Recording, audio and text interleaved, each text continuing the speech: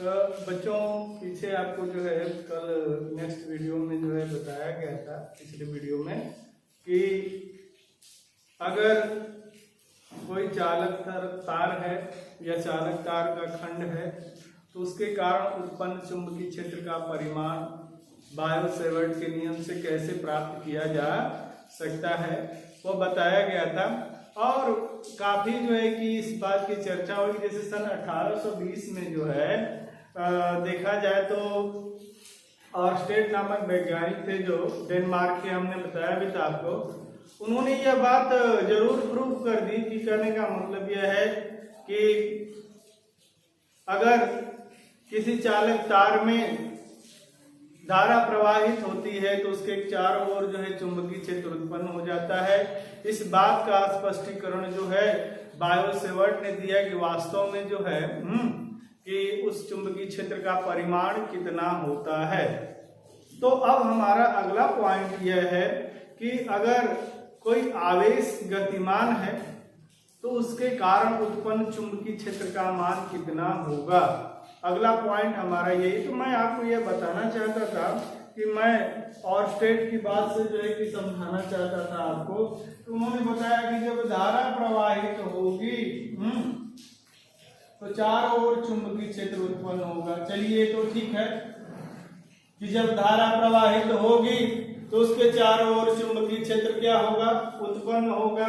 तो क्या आवेश के प्रवाहित होने से, आवेश के गतिमान होने से भी क्या चुंबकीय क्षेत्र उत्पन्न होगा? तो हम आपको बताते हैं, रिलेशन किया क्लियर है कि धारा के कारण जो है चुंबकीय क्षेत्र उत्पन्न हो जाता है। लेकिन धारा किसके कारण उत्पन्न होती है? I बराबर Q अपान क्या है कि जब आवेश प्रवाहित होता है, अर्थात जब आवेश प्रवाहित होगा तो उसके तुल्य धारा उत्पन्न होगी। जब धारा उत्पन्न होगी तो निश्चित है कि उसके चारों ओर चुंबकीय क्षेत्र उत्पन्न होगा। तो चुंबकीय क्षेत्र अगर उत्पन्न होगा तो वह कितना होगा, इसकी जो है कि जानकारी आप लोगों को जो है कि करने के लिए मैं आपको यहाँ थोड़ा सा निगमनिक बताता हूँ। देखिए हमने मान लिया है यहाँ पे कि प्लस क्यू कूलाम आवेश है जो v वेग से कागज के तल के अनुदिश क्या कर रहा है, गतिमान है, गति कर रहा है। प्लस क्यू आवेश से r दूरी पर स्थित एक बिंदु P है जिस पर हमको जो है चुंबकीय क्षेत्र की तीव्रता क्या करनी है, ज्ञात करनी है। P और V के बीच का कोण क्या है, थीटा है। और इन दोनों के लंबवत जो है चुंबकीय क्षेत्र क्या है, V है। तो भूमिका में देख लीजिए कि हमने माना कि एक जो है आवेश प्लस Q एक समान वेग V से कागज के तल के क्या है, अनुदिश गतिमान है। प्लस Q आवेश से r दूरी पर स्थित बिंदु कौन सा है, P, जिस पर गतिमान आवेश प्लस Q के कारण जो है चुंबकीय क्षेत्र की तीव्रता ज्ञात करनी है। चुंबकीय क्षेत्र भी कागज के तल के लंबवत है। अगर कोई भी चीज गतिमान है तो निश्चित है कि कुछ समय में वह कुछ क्या है, दूरी जरूर तय करेगी। तो हमने मान लिया कि माना समय अंतराल डेल्टा टी में गतिमान आवेश द्वारा तय की गई दूरी क्या होगी, डेल्टा एल होगी। तब चाल बराबर दूरी बटा क्या होता है, समय। तो समय बराबर क्या होगा, दूरी बटा चाल, अर्थात डेल्टा एल बटा में क्या होगा, बी। यह डेल्टा एल जो है चालक तार के खंड की लंबाई का यहाँ पे कार्य कर रहा है, जो हमने आपको बताया था बायो-सेवर्ट के नियम में। तब गतिमान आवेश प्लस Q की गति के कारण उत्पन्न तुल्य धारा I बराबर क्या होगा बच्चों, Q अपान डेल्टा टी। यदि डेल्टा टी की वैल्यू यहाँ पुटअप की जाए तो Q अपनी जगह पे है, डेल्टा टी की जगह पे डेल्टा एल अपान क्या होगा, V।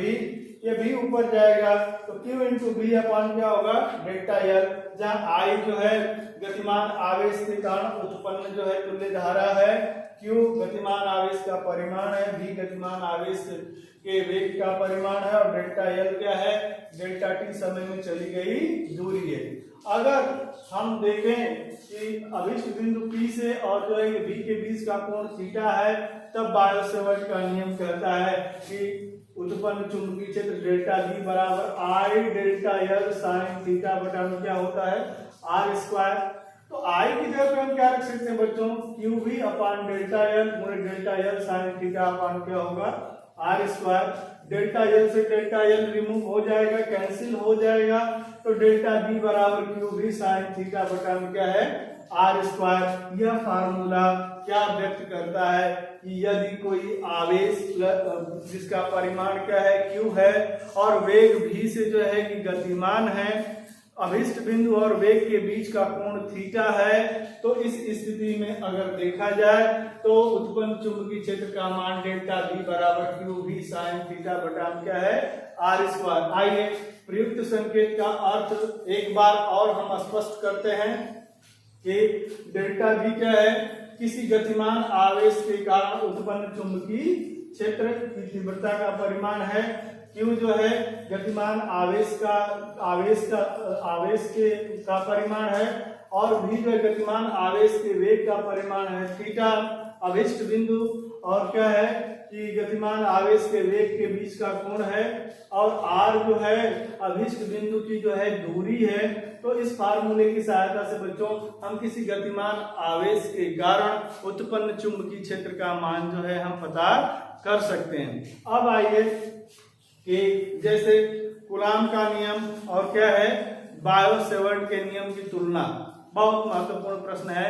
पूछता है कि कूलाम के नियम और बायो-सेवर्ट के नियम की तुलना कीजिए। तो कूलाम के नियम और बायो-सेवर्ट के नियम में जो है कुछ समानताएं भी पाई जाती हैं कुछ असमानताएं भी पाई जाती है। दोनों बातें आपको स्पष्ट करके लिखनी होगी कि क्या समानता है और क्या असमानता है। तो मैं आपको यहाँ बताऊंगा कि जैसे देखिए किसी स्थिर बिंदु के चारों ओर वैद्युत क्षेत्र उत्पन्न होता है जबकि किसी गतिमान आवेश के कारण वैद्युत तथा चुंबकीय दोनों क्षेत्र उत्पन्न होता है। बायो-सेवर्ट के नियमानुसार अगर देखें तो कहने का मतलब यह है कि किसी गतिमान आवेश के कारण चुंबकीय क्षेत्र उत्पन्न होता है। तो कूलाम के नियमानुसार किसी स्थिर बिंदु आवेश के चारों ओर वैद्युत क्षेत्र उत्पन्न होता है जबकि हम यह भी जानते हैं कि अगर आवेश गतिमान होगा तो वैद्युत क्षेत्र और चुंबकीय क्षेत्र उत्पन्न होगा। लेकिन बायो-सेवर्ट का नियम वैद्युत क्षेत्र की तरफ न ले जाके वो बताता है कि चुंबकीय क्षेत्र कितना उत्पन्न होगा। यदि हम मान लें कि स्थिर बिंदु आवेश dq से अभिष्ट बिंदु की दूरी क्या r हो तो स्थिर बिंदु आवेश के कारण उत्पन्न वैद्युत क्षेत्र कूलाम के नियमानुसार dE बराबर 1/4 पाई एप्सिलॉन नॉट dq अपान क्या होगा r स्क्वायर। यदि प्लस dq आवेश डेल्टा t समय में dl दूरी तय करता है तब अवयव I dl के कारण r दूरी पर स्थित बिंदु पर चुंबकीय क्षेत्र का परिमाण डेल्टा b बराबर म्यू नॉट बटा में 4 पाई I dl यहाँ एक चीज जो मिसिंग थी म्यू नॉट बटा में क्या है 4 पाई लिख लीजिएगा आप लोग म्यू नॉट अपान 4 पाई म्यू नॉट अपान 4 पाई। तो डेल्टा बी बराबर म्यू नॉट बटा में 4 पाई I dl साइन थीटा बटा में क्या है आर स्क्वायर। यह जो है कूलाम का नियम हो गया। यह क्या है बायो-सेवर्ट का नियम हो गया। अब हम तुलना करें समानता देखें तो समीकरण फर्स्ट से देखें तो वैद्युत क्षेत्र D यह व्युत्क्रमानुपाती है किसके R के और समीकरण सेकंड से भी देखें तो D भी व्युत्क्रमानुपाती है क्या है R के। तो अर्थात R के वर्ग के व्युत्क्रमानुपाती है। तो दोनों नियमों में समानता यह मिलती है कि कूलाम का नियम और क्या याद रखिएगा कि बहुत महत्वपूर्ण समानता है कि कूलाम का नियम तथा बायो-सेवर्ट का नियम दोनों जो है कहने का मतलब यह है कि दोनों नियम जो है बच्चों व्युत्क्रम वर्ग नियम का क्या करते हैं पालन करते हैं। दूसरी समानता यह देखी जाती है कि दोनों जो है अध्यारोपण के सिद्धांत का क्या करते हैं पालन करते हैं। एक दो और जो है कि होगा उसको देख लीजिएगा आप लोग। अब असमानता बताते हैं। कूलाम के नियम में स्थिर बिंदु आवेश dq एक क्या है अदिश राशि है जबकि बायो-सेवर्ट के नियम में अवयव I dl एक क्या है सदिश राशि है। कैसी राशि है सदिशीय अंतर है। dq एक अदिश राशि है जबकि I dl एक क्या है सदिश राशि है। सेकेंड अगर हम देखें असमानता, तो कूलाम के नियम में स्थिर बिंदु आवेश के कारण उत्पन्न वैद्युत क्षेत्र स्थिर बिंदु आवेश और अभिष्ट बिंदु को मिलाने वाली रेखा के अनुदिश होता है, जबकि बायर-सेवर्ट के नियम के अनुसार उत्पन्न चुंबकीय क्षेत्र अभिष्ट बिंदु तथा आवेश की गति की दिशा के क्या होता है, लंबवत होता है। तीसरी असमानता है कि कूलाम के नियम में स्थिर बिंदु आवेश के कारण उत्पन्न वैद्युत क्षेत्र जो है वह कोण पर निर्भर नहीं करता है, जबकि बायर-सेवर्ट के नियम में देखा जाए बच्चों तो कहने का मतलब यह है कि गतिमान आवेश के कारण जो है या धारा अवयव के कारण उत्पन्न चुंबकीय क्षेत्र का मान धारा अवयव से अभिष्ट बिंदु को मिलाने वाली रेखा के बीच के कोण की ज्याप पर क्या करता है, निर्भर करता है। तो यह समानता और असमानता काफी महत्वपूर्ण है, 2 नंबर के प्रश्न में पूछ देता है, जिसे आप लोग जो है तैयार कर लीजिएगा।